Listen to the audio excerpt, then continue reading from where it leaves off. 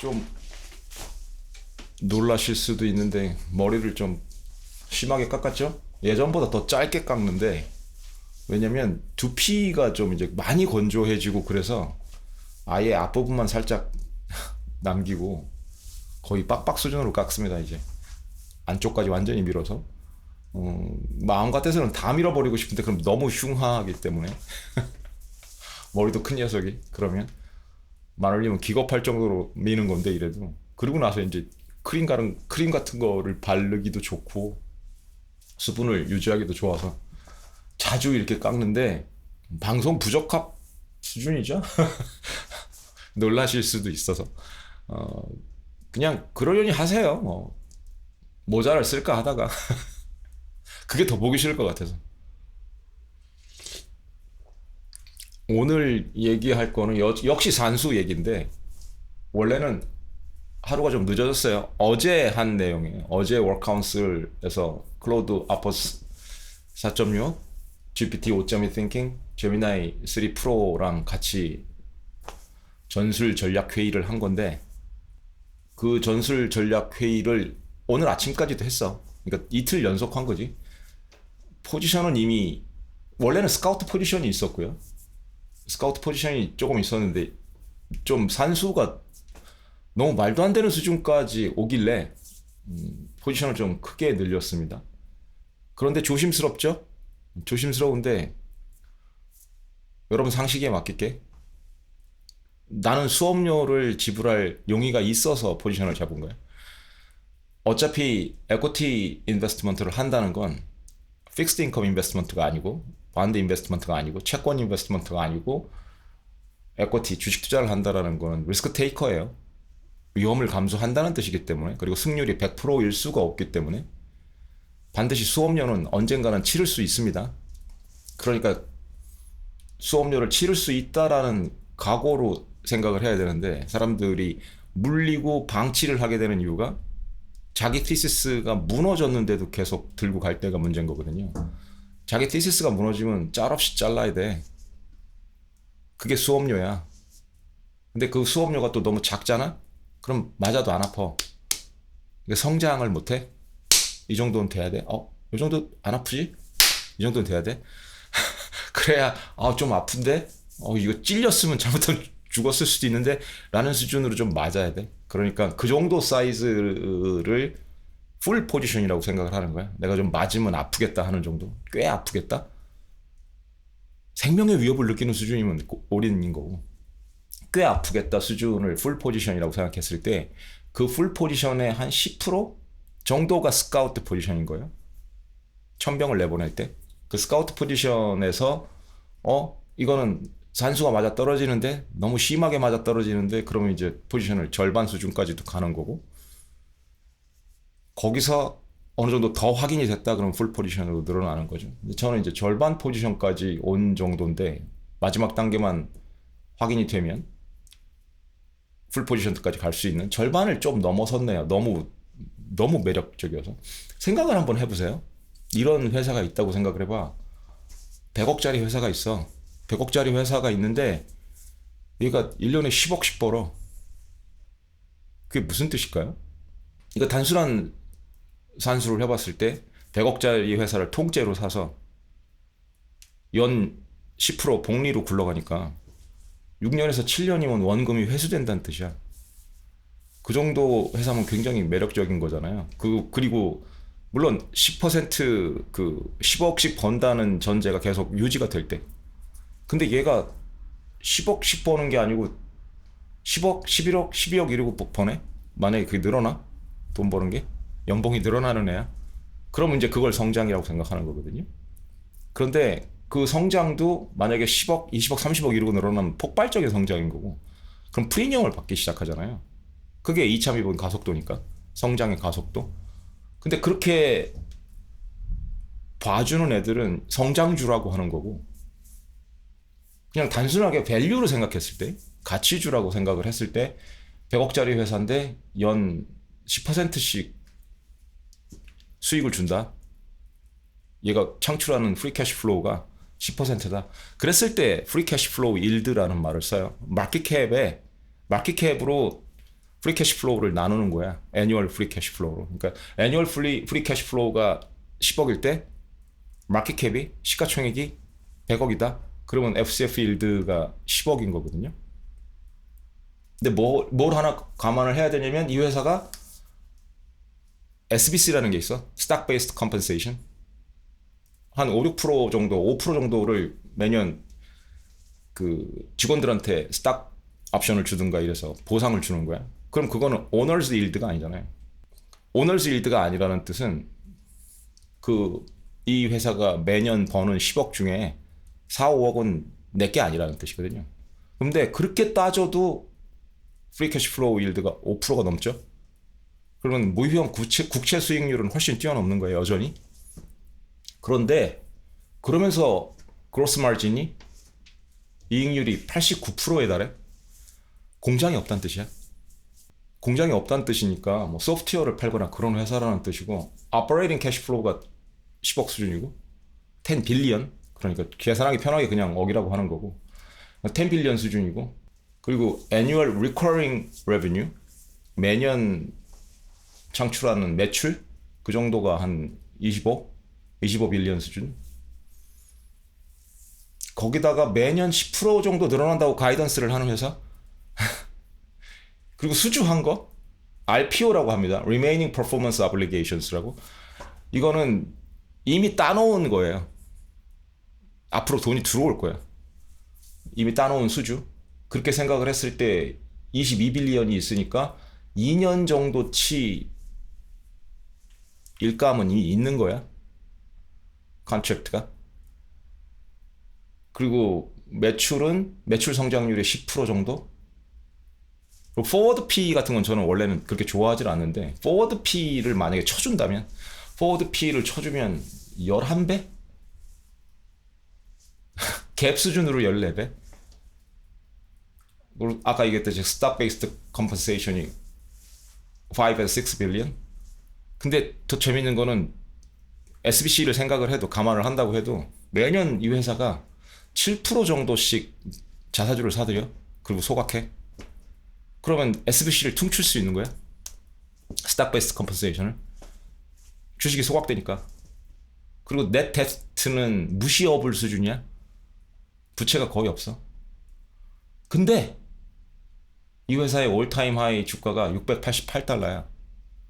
근데 지금 수준으로 얼마가 박살이 났는지, 바로 어제 제가 마지막으로 산 가격이 251달러 부근이거든요. 어도비입니다. 그러면 이 회사는 지금 어떤 대접을 받고 있는 거냐면 망할 거다요. 진짜로. 이런 회사가 이 가격에 거래가 된다라는 건 망한다는 거밖에 없어.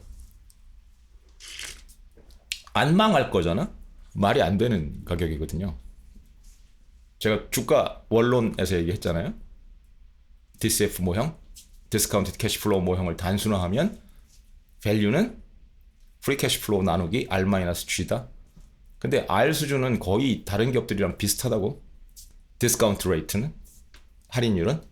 그런데 이 회사를 그로스로 보지 않겠다라는 거야. 밸류로만 보자고. 그럼 G를 빼면 되잖아요. 그 G를 빼고 봤을 때도 프리 캐시 플로우는 여전히 튼실하다고, 매년 늘어나고 있고, 안 늘어난다고 치자. 그러니까 이 회사에 프리미엄을 줄 수 있는 장점은 다 빼고 보자고. 다 빼고 봤을 때도 100억짜리 회사가 지금 마켓캡이 110 빌리언? 110억 정도 된다는 얘기야. 근데 버는 게 10억이 넘는다고. 그럼 여전히 FCF 일드가 9%에서 10%라는 뜻이잖아요. 그리고 SBC는 바이백으로 퉁칠 수도 있고, 바이백이 없다고 치자고. 이제 안 할 거야.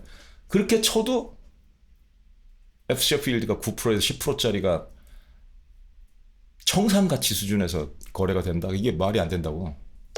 라고 생각할 수 있다는 거야. 산수적으로만 봤을 때. 산수적으로만 봤을 때. 그럼 이제 내러티브를 봐야지. 내 티시스를 만들어야 되니까 시장의 내러티브는 뭐냐는 거야. 어도비는 망할 거다야. AI 때문에 어도비는 망할 거다. 근데 이 최근에 매도 의견을 때린 셀 레이팅을 준 골드만삭스 의견만 감안을 한다면 가장 세게 때리내니까. 그런데도 타겟 프라이스가 $290야.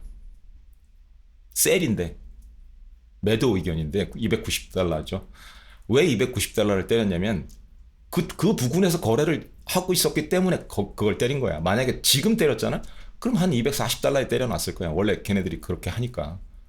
그 자기의 티시스에 맞춰서 타겟 프라이스를 정하는 거기 때문에 큰 의미는 없는데, 그래도 골드만이 정한 $290보다도 훨씬 떨어졌잖아요. 그럼 이 가격에서 골드만이 셀 때린 타겟 프라이스만 가도 TV를 3배는 아웃퍼폼 하는 거거든. 무위험 수익률을. 그럼 이건 거의 밸류 플레이잖아. 산수만 놓고 보면. 그리고 내가 전제예요. 어도비가 망하지 않는다는 전제로. 그냥 프리캐시 플로우는 이 정도로 유지된다. 성장은 못하더라도. 그럼 밸류 플레이가 되는 거예요. 흔히 말하는 담배꽁초가 될 수 있어. 한 모금 빨고 버릴 수 있는. 근데 뭐가 있어? G를 무시한 거잖아. 그로스 레이트를. 다시 밸류는 프리캐시 플로우 나누기 R-G. 거기서 G를 무시한 거라고. 완전히 빼버린 거라고. 근데 나는 내가 알기로는 그런 거 같지 않아. 얘는 성장을 하고 있어. 폭발적인 성장은 아니더라도 성장을 하고 있는 잠재력이 있는 애야. 왜냐면 앞으로 AI가 얘를 죽이기보다 AI가 들어와서 얘의 해자, 모트를 더 키워줄 수 있다라고 생각을 하거든요. 포토샵 같은데 AI가 들어오면 오히려 저는 포토샵을 더 적극적으로 잘 쓸 거거든. 제 경험으로 봐서. 그래서 난 성장 가치가 있다고 본다 라고 하면 어떤 주식이 되냐면 밸류 플러스 그로스 콜옵션이 되는 거예요. 콜옵션이 인베드 돼 있는 거예요. 근데 콜옵션은 어떤 의미야? 난 프리미엄만 지불하고 날려먹어도 상관없는 정도의 옵션인데 그 프리미엄도 지불하지 않는 거야. 왜냐면 인베디드니까. 포텐셜이니까 그냥. 그래서 콜옵션이 인베디드 돼 있는 상품이라고 생각할 수 있거든요. 근데 그 콜옵션은 내가 행사 안 해도 돼. 얘가 성장을 할 거면 행사하는 건데 자동으로 주가가 올라갈 거기 때문에 성장 프리미엄이 반영이 돼서 그거는 자동 행사가 되는 거라 내가 신경 쓸 이유도 없어. 그냥 보너스야. 말을 그럴듯하게 하면 콜옵션 인베디드라고 하는 거고. 그럼 굉장히 매력적인 애예요. 그러니까 무시할 수가 없어. 돈을 들고 있는 애들이 제정신인 애들, AI에 지금 정신이 이렇게 훅 가갖고 정신이 팔려있지 않은 애들, 그런 애들이 보면 현금 들고 있는 애들한테는 뭐지? 얘가 왜 이 가격에 팔리지? 그걸 깜짝 놀랄 정도 수준이거든요. 저는 $300 밑으로 떨어질 때도 깜짝 놀랐거든. 근데도 조심스러웠어. 조심스러웠는데 270은 너무도 매력적인 부분이거든. 그래서 그 부분에서 스카우트를 만들었어요. 그러다가 어제 이제 풀 포지션 가깝게 가자라고 해서 절반 넘게 포지션을 잡은 거고, 250에서 260 사이에 풀 포지션 나머지는 3월 달에 실적 발표를 보고 무너진 부분이 있나를 확인하고. 근데 정말 완전히 무너져서 이제 망할 수준이야. 그럴 가능성은 희박한데, 왜냐면 트렌드여야 하니까. 장기 이평이 움직여야 하는 거니까 이것도. 한 분기만 보고 판단하기는 어렵거든요. 그래도 그 분기에 내가 좀 의심할 만한 부분이 생긴다. 그러면 트림 할 수도 있어요. 내 티시스가 좀 수정이 필요할 테니까. 그러니까 리바이즈 다운이 필요한 거지. 하향해야 되는 거지. 내 의견도. 그러면 트림 할 수도 있어. 근데 그렇지 않은 것 같다. 오히려 더 강화되는 것 같고 내 티시스가. 그렇다면 풀 포지션으로 갈 수도 있고. 그때는 똑같은 거야. 미스프라이싱이 생겼을 때 그 미스프라이싱을 미리 취할 거냐. 그게 리스크 테이킹이니까. 그럼 리턴이 커지는 거고. 다 확인하고 산다. 이미 확인하고. 그럼 미스프라이싱 갭이 해소가 되잖아요. 만약에 3월 달에 실적 발표를 했는데 정말 튼실하게 나와갖고 더블 비트 나오고 막 난리도 아니야. 그러면 원산복구 될 거거든. 그럼 그 미스프라이싱 갭이 축소된다고. 먹을 게 별로 없지. 그렇게 확인하고 들어가면 페어 밸류로 갈 테니까. 지금은 성장을 감안을 안 한다고 해도 그 시거렛 벗 수준으로 몇 모금 수준, 한 모금 빠르고 버리는 것도 아니고 이 정도면 고급 시가 수준이거든요. 고급 시가 장초 수준이야. 그런 애라고 생각이 들면 내가 그 미스프라이싱을 취하는 게 리스크 테이커로서의 자세라고 생각하거든. 이런 기회가 올까? 만약에 내가 어도비를 사고 싶었던 사람이라면 최대 장점이 뭐냐면 내가 그 그로스에 대한 콜옵션을 행사할 수 있었을 때, 그 포텐이 터졌을 때 계속 들고 갈 수 있다는 거거든요. 너무 싸게 샀기 때문에. 그게 얼마나 매력적인 거냐는 거지. 안 팔아도 된다는 뜻이야. 그럼 그 이후에는 얘가 만약에 원상복구가 되면 그로스로 다시 대접을 받기 시작하면 올타임 하이 쪽으로 갈 거거든. 그러면 2배 이상을 바라볼 수 있는 거니까. 그 정도면 더 들고 가도 상관없는 거죠. 그리고 내 티시스가 틀린 게 아니니까. 그럼 확인을 해야지. 내 티시스가 정말 인정할 만한가? 제가 사용하는 워크플로우를 보면 제가 프로페셔널은 아니에요. 하비스트잖아. 여러분들도 아시지만 그림도 그리고 사진도 찍고 그러는데 재밌는 게 제가 어도비를 좋아하지 않아요. 애플을 좋아하지 않는데 애플 기기를 억지로 쓰듯이 어도비를 좋아하지 않는데 어도비 제품을 억지로 쓰거든. 그게 모트야. 싫은데도 써야 하는 거. 그게 모트 해자의 반증이라고. 왜냐면 제가 사진을 찍어서 보관하고 뭐 보정하고 라이브러리에 보관하고 이러기에 적합한 소프트웨어가 없어요. 이건 AI가 해줄 수 있는 것도 아니고. 그게 라이트룸이야. 사진쟁이들은 라이트룸을 안 쓸 수가 없어요. 골드만 애널리스트가 그걸 알까? Which I strongly doubt. 의심스럽거든. 그 사람이 그걸 진짜 알까? 써봤을까? 애플에서도 어퍼처라는 그 조리개라는 이름의 어퍼처라는 사진 관리 보정 프로그램이 있었어.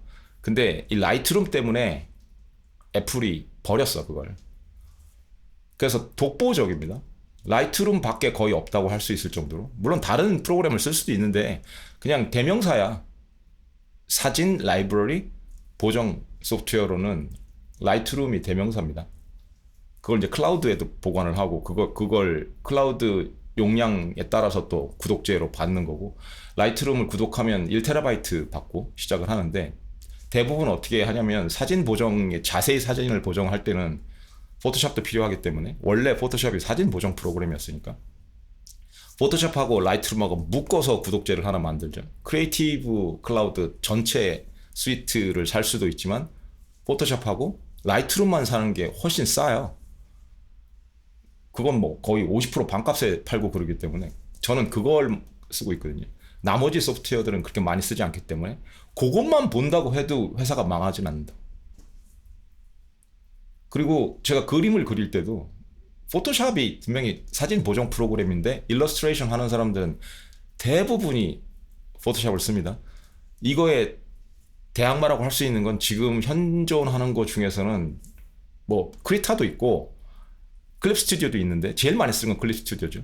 오픈 소스 소프트웨어 중에 이제 크리타 같은 게 있는 거고, 제일 많이 쓰는 건 포토샵하고 클립 스튜디오. 근데 포토샵이 훨씬 세거든요. 클립 스튜디오는 좀 웹툰을 그리거나 이런 쪽으로 특화돼 있고, 일러스트레이션을 제대로 하고 싶다 그러면 클립 스튜디오로 쓰다가도 그 결과물을 결국은 포토샵으로 가지고 들어와서 마지막 작업을 하고 할 정도니까. 그러니까 프로페셔널 워크플로우에서 일러스트레이션 할 때도 포토샵은 빠질 수 없는 도구거든요. 근데 이제 포토샵도 사라질 거라고 생각을 하는 거지. 왜? 제너러티브 AI가 그림도 막 그려주고 그러는 것 같으니까. 근데 실제로 써보면 알아요. 스테이블 디퓨전이나 미드전이나 나노 바나나 프로나 뭐 GPT 이미지젠이나 이런 애들이랑 작업을 해보시면 알지만 바이브로 그리는 거잖아.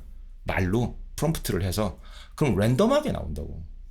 뭘 그려라고 했을 때 내 원하는 그림이라기보다 얘네들이 만들어낸 수백 장 중에 내가 큐레이션을 하는 것밖에 없어. 소스를 내가 제공하는 게 아니고 말만 하는 거야. 내 그림 이런 걸 그려봐라. 초상화를 하나 그려봐라. 아리따운 아가씨 초상화 하나 그려봐. 수백 장을 그릴 수 있잖아요. 그중에 이거 괜찮네라고 고르는 수준인 거지. 내 머릿속에 있는 걸 직접 내가 그려갖고 얘네한테 주는 게 아니라고. 대부분이. 그래서 오해를 하게 되는 거야. 얘네들이 그려주니까, 그리고 품질이 좀 떨어져도 뭐 통하니까 싸게 먹힐 테니까, 그러니까 포토샵 같은 거 필요 없을 거다. 이제 망할 거다. 이렇게 생각을 하는 거지. 그런데 제 워크플로우를 봐도 불만족스러워요. 그렇게 하면 내게 아니기 때문에 내가 가려운 부분을 긁어주질 못한다고. 말로만 해서는 정말 랜덤하게 뽑는 겁니다. 그렇게 하면. 그래서 어떻게 하냐면 대충이라도 제가 그려요. 일단 그린 다음에 그 밑그림을 이 젠 AI 애들한테 주는 거야. 나노 바나나 프로든지 스테이블 디퓨전 그 컨트롤 넷을 사용을 하든지 그렇게 준 다음에 보정을 한다고. 그래서 왔다 갔다 보정을 해요. 좀 더 보정을 하고 다시 주고 보정을 하고 다시 주고. 그래서 그림이 이제 밑그림이 완성이 됐다 싶으면 그걸 또 젠 AI에 주어서 렌더링하기 귀찮으면 내가 채색을 하기 귀찮으면 니들이 채색을 해라. 그리고 이제 주는 거야. 색깔은 어떻게 하고 옷 색깔은 어떻게 하고 머리색은 어떻게 하고 눈 색깔 어떻게 하고 피부색은 어떻게 하고 그리고 사전트 스타일의 오일 페인팅으로 렌더링을 해라. 그 작업 과정을 보여드리면 제가 예를 들어서 이런 걸 그렸단 말이에요. I lost mister. 이 꼬마 아가씨 그림을 그렸는데 이게 최종 작품인 거고 최종 작품 원래 원본 그림이 이거였어요. 여기서 출발을 했는데 이거를 포토샵에서 조금 더 수정을 한 거고 분위기만 준 거지. 촛불 들고 있는 이걸 이제 그레디언트로 준 거고 그걸 가지고 사전트 스타일로 그리고 마던 오일 페인팅 스타일로 렌더링을 해라. 그래서 프롬프팅을 한 다음에 다시 포토샵으로 가지고 들어와서 그 결과물을 가지고 들어와서 브러쉬 워크를 좀 더 하고 리터칭을 하고 색 보정하고 그러고 나온 거예요. 이게 무조건 그냥 집어넣어갖고 젠 AI에서 뽑아낸 게 아니라고. 근데 많은 사람들이 이제 이렇게 작업을 하거든요. 이것도 마찬가지입니다. 그냥 포토샵에서 스케치를 한 다음에 좀 보정을 하고 그리고 이건 아마 둘 중에 하나가 GPT 이미지 젠이고 지금 헷갈리는데 이미지 젠 같은데 이게 이제 나노 바나나일 거예요. 아마 브러쉬워크가 좀 이렇게 대담한 거 이것도 이제 사전트 스타일이나 이쪽으로 렌더링 하라고 프롬프팅을 한 거고 가지고 다시 들어와서 포토샵에서 마지막으로 작업을 한 거고 그리고 그 최종 결과물을 가지고 실사로 만들 때는 다시 나노 바나나나 이미지 젠이나 스테이블 디퓨전이나 미드저니 같은 데 가서 이제 또 하는 거고. 그러니까 기본 틀을 잡아주는 밑그림을 주지 않으면 그리고 포토샵 같은 걸로 계속 왔다 갔다 거리면서 작업을 해서 내가 원하는 걸 더 잘 알려주지 않으면 그건 내게 아니야. 일단 젠 AI에서 그냥 뽑아내는 거 랜덤하게 얘가 뽑아주는 걸 고르는 수준인 거야. 얘네들이 가져온 걸. 내가 원하는 진짜 크리에이티브한 내용을 얘네들한테 부탁을 해서 왔다 갔다 그러면서 콜래보레이션을 해서 만들어내는 수준이 아니고 그냥 얘네한테 위탁을 한 다음에 가져오면 그냥 무조건 그걸 쓰는 수준인 거라고. 근데 그런 워크플로우가 오래 갈 수가 없다고. 아무나 하는 워크플로우가. 단순하게 어떤 클라이언트가 이런 걸 원한다고 했을 때 이런 걸 원한다. 그걸 했을 때 그렇게 얘기를 했을 때 내가 그걸 이 젠 AI만 가지고 만들어낼 수 있느냐? 못 만들어낸다고요. 구석구석 내가 수정을 할 수가 없기 때문에 그 구석구석 수정할 수 있게 해주는 툴이 그런 툴이 포토샵이나 관련 도구들인 거라고. 크리에이티브 스위트에 있는. 그러니까 저도 가능하다면 안 쓰고 싶겠지. 어도비 제품 최적화도 좀 잘 안 돼 있고 그러긴 한데 어쩔 수 없이 쓰게 되는 이유 그게 모트라고. 내가 싫은데도 떠나지 못하는. 그리고 이 포토샵 안에서 작업할 때 그 기쁨이 있어요. 작업을 하는 사람으로서. 그걸 젠 AI한테 다 준다? 그 기쁨까지? 그러지는 못한다고. 그럼 그림 그리는 재미를 어디서 느껴? 나머지 노가다 하는 부분 있잖아요. 채색을 할 때 너무 오래 걸리는 거, 그런 거. 그런 건 얘네들이 도와주면 그게 콜라보레이션이 되는 거라고. 노가다는 니들이 뛰어라. 이 그림 그리는 재미 내가 느낄게. 이런 식이지. 이 코드베인 게임 하면서 그 코드베인 캐릭터를 보고 그걸 가지고 그림 그린 건데 이건 중간 과정은 이제 안 올리거든요. 제가 X에 올릴 때도 최종 결과물만 올리지. 예전에는 중간 과정까지 올렸는데 굳이 이제 그럴 필요가 없을 것 같아서 결과물만 올리거든요. 그 재밌게 제가 그리고 콜라보레이션을 한 다음에 최종 결과물을 만드는데 포토샵이 빠지는 경우는 없습니다. 이 연옥이라는 작품도 마찬가지고요. 이거 그리는 재미가 얼마나 재밌는데. 이 호텔 캘리포니아 주제로 한 호텔 에메란스라는 호텔 아마란스라는 건데 이 작품도 그렇게 만든 거거든요. 그러니까 이게 젠 AI로 그냥 이렇게 뽑아낸다. 내가 그러니까 그리고 있는 걸 그대로 그건 힘들어. 포토샵이 안 껴들 수가 없어. 내가 손질을 해야 돼. 그리고 밑그림을 줘야 되고. 기본적으로는 밑그림을 줘서 왔다 갔다 거리면서 콜라보레이션을 한다고 생각을 하면 그러니까 제가 원하는 최종 포토샵의 얼티밋 그림은 뭐냐면 포토샵 안으로 많이 젠 AI가 들어오는 거예요. 그래서 빌트인이 돼서 내가 여길 떠나지 않고 이 안에서 작업을 계속 할 수 있는 그 환경이 조성이 되는 거야. 지금도 어느 정도는 돼. 옛날에는 파이어플라이가 좀 많이 성능이 떨어졌는데 이 뭐 제너러티브 필 하는 거 그런 부분 그런 게 성능이 꽤 좋아지고 있거든요. 그리고 어차피 외부 모형 나노바나나 같은 거를 서드 파티 모형도 사용할 수 있게 해주기 때문에 그게 오히려 또 작용할 수도 있어요. 왜냐면 그걸 크레딧을 주고 사야 돼. 구독제 하는 사람도 기본 크레딧만 나오고 추가로 사용하고 싶으면 서드 파티를 사용하고 싶으면 또 그걸 사야 되고 그러기 때문에 그런 부분에서 마음에 안 드는 부분도 있죠. 근데 돈 버는 입장에서 보면 투자자 입장에서 보면 그게 만약에 사는 유혹이 강하다. 사야 하는 유혹이 트랜잭션 유혹이 강하다. 그렇다면 어도비 주가에는 긍정적인 거니까 기업이 성장을 하는 거니까 저는 그걸 진짜 원하거든요. 모든 소프트웨어가 마찬가지야. 만약에 어도비가 죽잖아? 그럼 제가 쓰고 있는 모든 소프트웨어가 죽는다는 얘기예요. 꼭 이 그림 그리는 소프트웨어나 디자인하는 소프트웨어만 죽을까요? 코딩하는 소프트웨어도 다 죽는다는 얘기일 거고. AI가 지금 어저께 주가가 폭락한 이유 중에 하나가 또 그거잖아요. 미디어 애들도 죽을 거라고 얘기를 하고 있고 디즈니도 그래서 폭락하고 막 영상도 만들어내고 그러니까 똑같아. 영상도 AI가 만들어내는 영상이 랜덤이라고. 그걸 이어 붙이면 굉장히 어색해요. 그래서 코카콜라가 AI로 만들었다가 욕 싸대기로 먹고 그런 거잖아요. 일관성이 부족하고 매끄럽질 않다고. 아직은. 그런 부분에는 분명히 소프트웨어들이 필요하다고. 프리미어를 쓰든 파이널 컷을 쓰든 다른 뭐 다빈치 리졸브를 쓰든 비디오 에디팅 소프트웨어도 반드시 필요하거든요. 그게 도구가 없이 결과물을 만들 수는 없다고.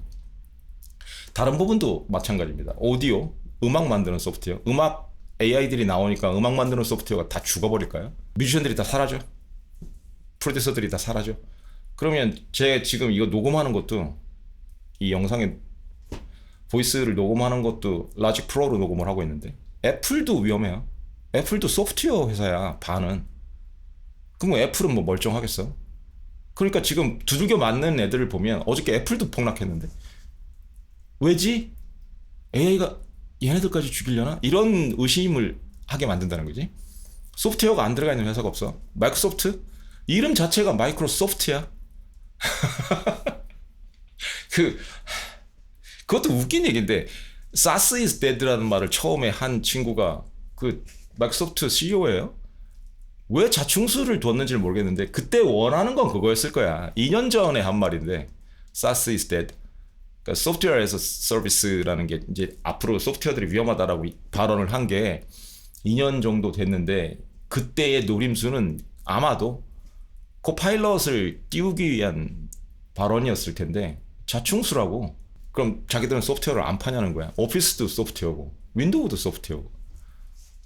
소프트웨어를 안 파는 테크 기업이 별로 없다고.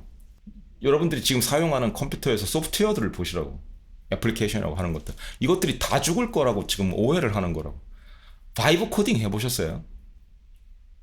그 장난감 만드는 수준 말고 진짜로 만들어 보셨냐고. 뭔가를 의미 있는 것들을.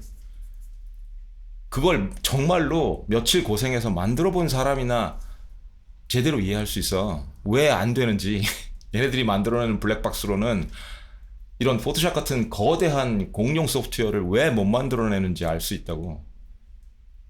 유지 보수도 안 될 뿐더러 정말 진짜 그냥 블랙박스예요. 장난감 수준은 아직 가능한데 이 정도 거대한 소프트웨어는 불가능해요. 일단 어느 정도 덩치가 있는 소프트웨어를 대체하는 건 불가능합니다.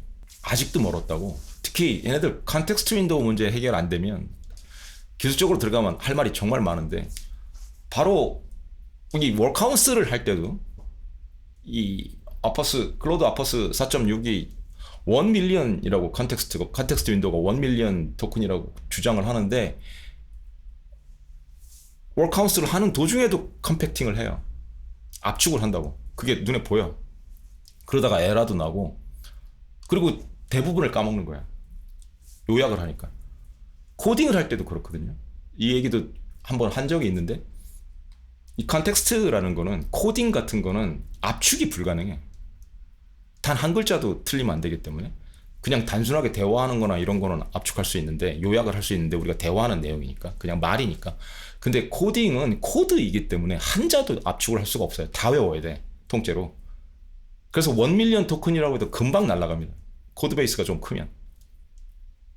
그러니까 63빌딩 정도를, 그 청사진을 머리에 한 번에 못 담는다고, 애들이.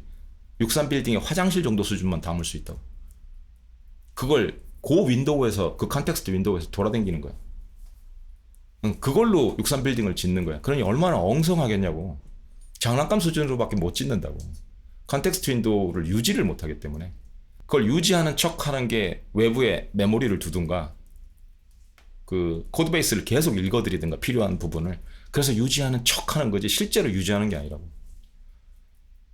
문제가 한두 가지가 아닌데, 다시 한번, 애널리스트들이 그걸 정말 알까요? 직접 해봤을까? 코딩 해보고, 이런 워크플로우를 실제로 경험을 해보고, 리브드 익스피리언스일까요? 아니면 그냥 짱구만 굴리는 걸까? 짱구만 굴린다에 저는 5만 원 겁니다. 저는 한 가지는 확실한 게 있는데, 애널리스트는 대체될 수 있어. AI 모형들의 애널리스트는 대체될 수 있어. 난 애널리스트가 왜 필요한지 모르겠어요, 진짜로. 실시간으로 데이터 업데이트 할 수 있고, 모형들을 가지고. 그리고 모형들은 이고가 없다고 그랬잖아요. 대화하기도 편하고, 어떤 딥 리서치를 시켜도 바로바로 할 수 있고, 딜레이가 없다는 거잖아요. 그럼 내가 애널리스트가 왜 필요하냐고. 오늘 실적 발표가 났어? 바로 분석하라고 할 수 있거든요. 그리고 서로 대화할 수 있고. 그러니까 오래 대화를 할 수 있잖아요. 붙잡고. 그런 상대가 거의 없다고. 제가 의사보다도 얘들을 좋아하는 이유가, 의사는 뭐에만 필요하다고 생각을 하냐면, 지금은 authority, 처방을 해주거나 수술을 하거나 이런 게 아니면, 의사랑 5분 이상 대화해 본 적 있으세요? 병원 가서? 근데 건강검진 같은 거 하나만 받아도 자세히 대화를 하고 싶어도 대화할 여유가 없다고? 불편하기도 하고, 내가 하고 싶은 말을 제대로 못하고. 모형들이랑은 하루 종일도 하거든요. 24시간 할 수 있고, 언제든지 물어볼 수 있고, 밥 먹다가 또 생각나면 물어볼 수 있고. 그게 안 되잖아. 의사한테 전화해서 물어봐? 그게 안 된다고? 애널리스트한테 전화해서 물어봐? 막 그때 아, 이 사람 바쁠까? 전화 안 받네? 이럴 거 아니야. 그게 가능한 부분이 있으면, 그런 부분들은 대체되기 쉽겠다라는 걸 삐를 확 받아요. 제가 그렇게 하니까. 애널리스트는 저는 리포트를 보질 않습니다, 이제. 오히려 그 애널리스트 리포트를 가지고 얘네들한테 던져주고, 니들이 분석해봐라 그러죠. 얘가 하는 말이 일리가 있는지. 그런 자료로는 쓸 수 있어도 믿지는 않거든요. 어차피 제가 검증을 해야 되는 부분이기 때문에, 그 친구들의 테시스일 뿐이니까. 그러면 모형들이 훨씬 나을 수 있어요. 왜냐면 이 친구들은 이미 알고 있는 그 도메인 자체가 인간을 훨씬 뛰어넘기 때문에, 크로스 도메인이기 때문에 넓게 본다고. 그리고 깊숙이 보려면 누구보다도 깊숙이 볼 수 있고, 패턴도, 그리고 통계 머신이기 때문에 얘네보다 나올 수 있는 애널리스트가 존재할 수 있을까? 전 차라리 AI 모형이 낫다고 생각해요. 애널리스트는. 한 가지만 주의하면 돼. 내가 너무 주장을 많이 하면 모형들이 따라와, 끌려와. 시코펜시가 있어. 아첨하는 경향이 있고, 그것만 알면 돼. 그 위험만. 그래서 푸시백을 해라라고 분명히 얘기를 해야 되고, 챌린지 하라고. 내 티시스에 이상한 부분이 있으면 푸시백하고 챌린지 해라. 그걸 서로 대화를 하는 워크카운슬의 기본 틀을 마련을 해놓고 그 프로토콜에 따라서 대화를 할 수 있다면, 그것만 지킬 수 있다면 얘네보다 좋은 애널리스트들은 없다고 생각하거든요. 저한테는 전쟁 모사들이라고. 그렇게 매일 워크카운슬을 하는 거거든. 그럼 차라리 애널리스트들을 대체해야지. 이런 소프트웨어들은 대체가 안 될 거라고 생각해요. 당분간은.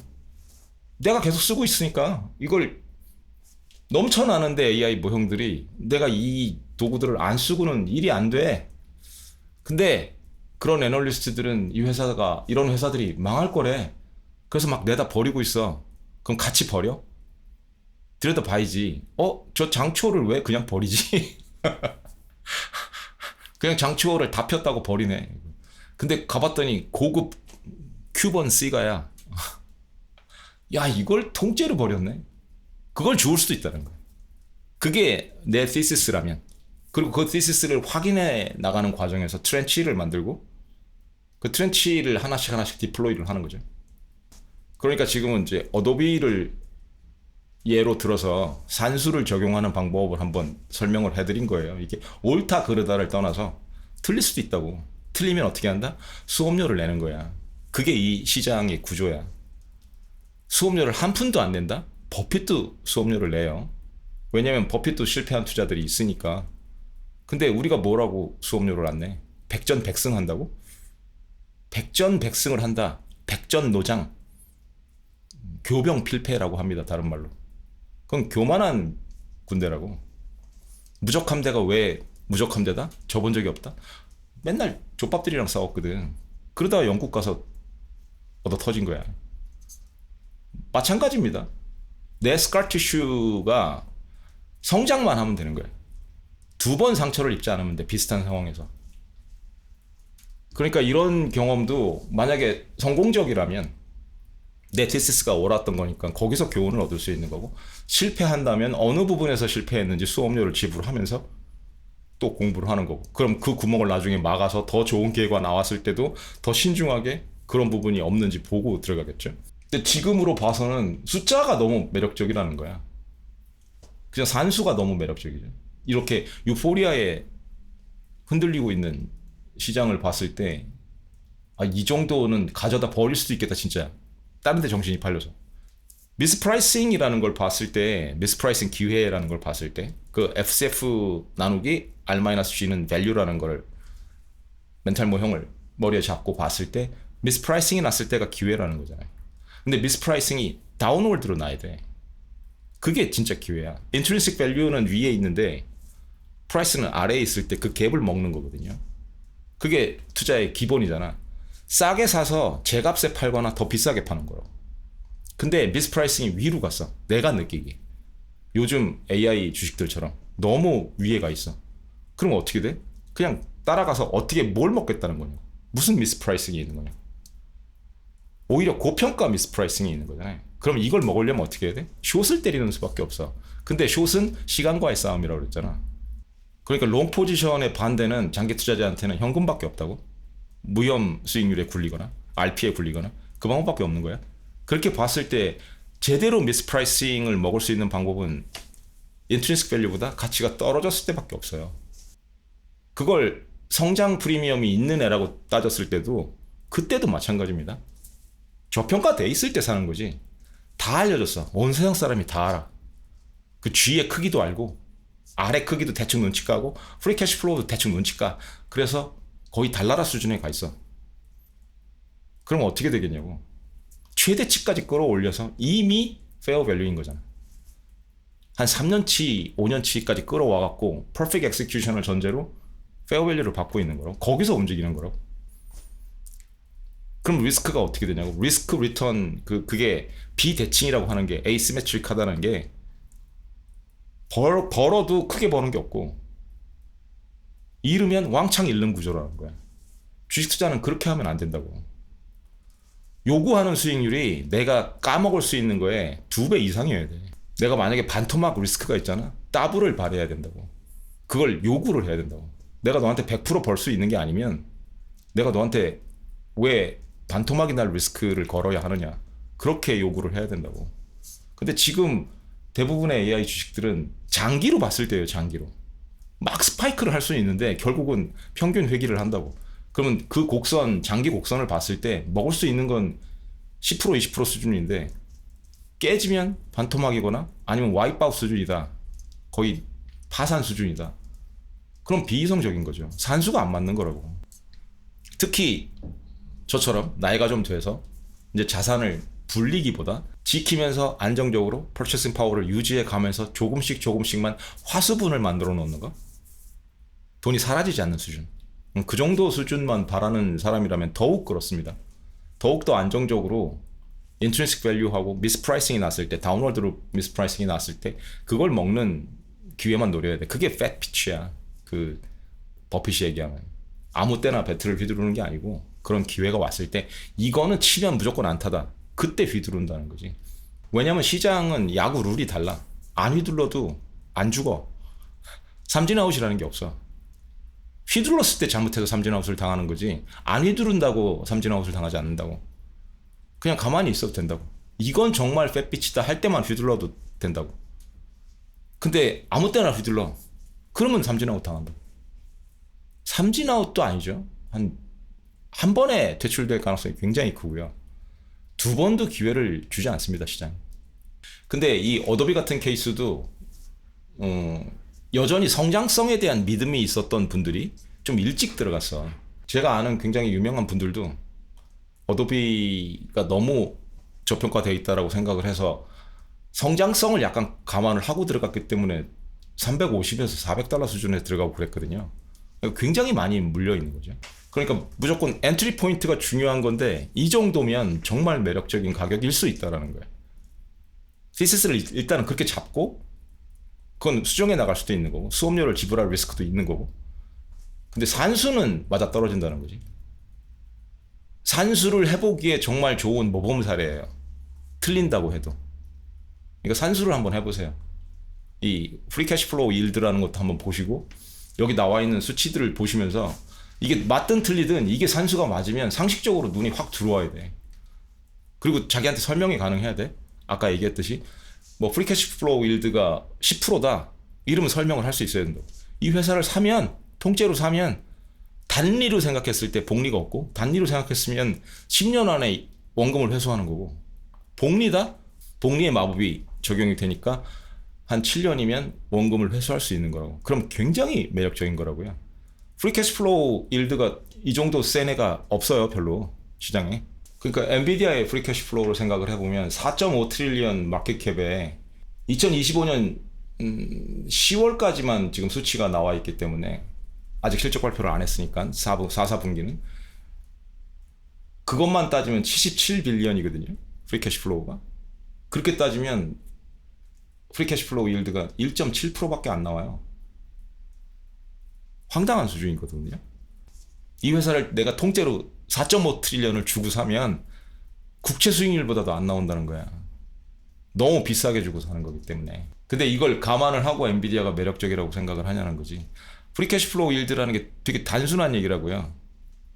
내가 이 회사를 통째로 샀을 때, 마켓캡 통째로 샀을 때 매년 이 친구가 버는 돈을 생각하면 어느 정도 수익률이 나오냐는 거야. 리턴 온 인베스트먼트가. 그게 프리 캐시 플로우 개념입니다. 일드 개념입니다. 그런데 1.7%뭐 블로우아웃 어닝이 또 나와서 다 쳐준다고 치자고 한 100빌리언이라고 치자고 그래도 2% 정도 수준이잖아요. 그럼 국채 수익률보다도 안 나오는 거라고. 그러면서 다른 기업들은 막 10%씩 나오는 기업은 갖다 버리는 거라고. 지금 그런 시장이야. 그리고 지금 AI 내러티브가 급격히 바뀌고 있어요. 옛날에는 디스럽션이 없다고 그랬다고. AI 붐이면 모두가 그 붐을 향유할 거다 라고 주장을 했다고. 근데 죽는 애들이 나온다는 거야. 죽어나갈 애들이 있다고 주장하는 측이 나오는 거고. 그럼 그 내러티브가 무너지고 있는 거잖아요. AI 붐으로 시장이 전체가 오르지 못한다는 거라고. 분명히 소프트웨어만 죽는데도 시장이 무너진다고. 미디어만 죽는데도 시장이 무너지고. 이 시장 브레드스라고 하죠. 같이 올라줘야 되는데 그 기반이 한쪽에서 흔들리니까 흔들릴 수밖에 없다고. 인덱스는 그 총합이니까. 옛날에는 AI 붐으로 다 올라간다 그랬는데 실직자도 없을 거고. 근데 지금은 실직자도 생겨 소프트웨어 같은 거 죽어. 앞으로 더 죽을 애들이 나올 거야. 다른 섹터들도 나올 거야. 그게 불안하니까 지금 갖다 버리는 애들이 나오기 시작하는 거야. 그리고 하이퍼스케일러들이 버벅거리다가 박살이 나는 이유도 저렇게 돈을 많이 쓰는데 실제로 수익은 안 나더라. 그게 의심스러운 거고. 그럼 과거의 AI 내러티브 많이 흔들리고 있는 거거든요, 지금. 그런 상황에서 가장 안전한 건 현금 들고 있는 거고. 불확실하니까. 아직 방향이 정해지지 않았으니까. 그래도 투자를 하겠다면 가치 플러스 그로스 커럽션이 인베드 돼 있는 그런 애들을 노리든가 아니면 버크셔처럼 그냥 포트리스, 밸러스트 그런 애들을 노리든가 그것도 아니고 나는 그냥 안전한 게 좋아? 그럼 국채나 RP 노리든가 그 방법밖에 없습니다. 숏은 절대 시간과의 싸움이기 때문에 하면 안 되는 거고 저는 그래요. 제 생각은. 여러분들은 생각이 다르실 수도 있으니까 여러분들만의 테시스를 만드시고 전 진짜로 평생 한 세 번째, 네 번째 보는 irrational exuberance 제 방송이라고 생각을 하거든요. 제 생각이 그렇다고.